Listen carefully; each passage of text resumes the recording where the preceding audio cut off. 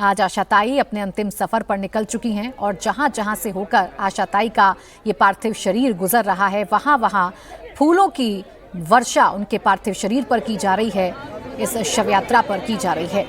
समीर भिसे मेरे सहयोगी इस वक्त हमारे साथ जुड़ गए हैं। सचिन हमारे साथ जुड़ गए हैं। सचिन के पास हम चल लेते हैं। सचिन, तस्वीरें में देख रही हूँ भारी भीड़ है और जहां जहां से आशाताई का पार्थिव शरीर गुजर रहा है वहां फूलों की वर्षा उन पर की जा रही है।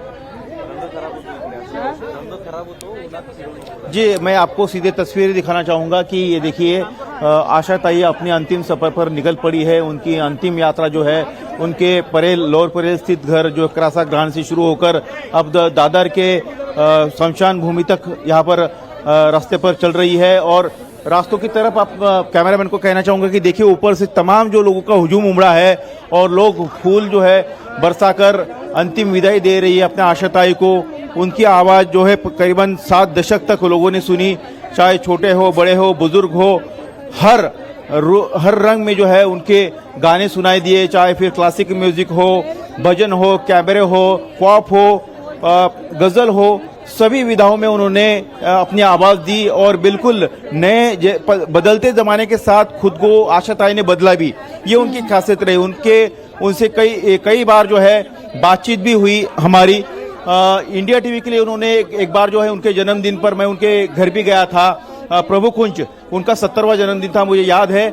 और तब उन्होंने कैमरे पर जो है अपने दर्शकों की, इंडिया टीवी के दर्शकों की बधाइयां स्वीकारी। उसके बाद दर्शकों के अनुरोध पर उन्होंने 2 घंटे तक प्राची जो है अपने गाने सुनाए, अपने आवाज से बैठकर उन्होंने गाने सुनाई। दर्शक जो है वो फरमाइश करते थे कि दीदी आपका ये गाना हमको पसंद है, ताई आपका ये गाना हमको पसंद है, ये गाने की 4 लाइन गुनगुना दीजिए। तो ऐसे आशाताई ने करीबन 2 घंटे तक वो शो इंडिया टीवी के लिए किया था, मुझे वो याद है।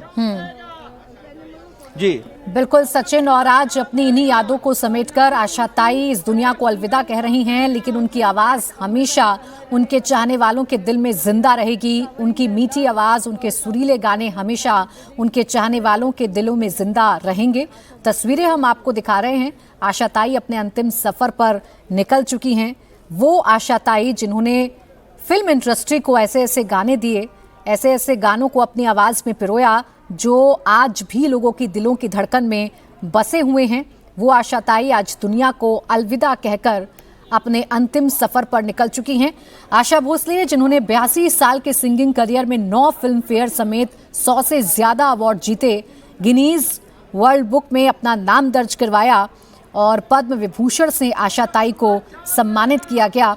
वो आशाताई दुनिया को अलविदा कह चुकी हैं और आज अपने अंतिम सफर पर निकल चुकी हैं। सचिन, जैसा आप जानकारी दे रहे थे कि आशाताई वो शख्सियत रही जिन्होंने वक्त के लिहाज से अपनी आवाज को ढाला, चाहे वो पारंपरिक संगीत हो या फिर नए जमाने का संगीत। उत्साह आशाताई का उनके गाने, उनकी आवाज में सुनाई देता था।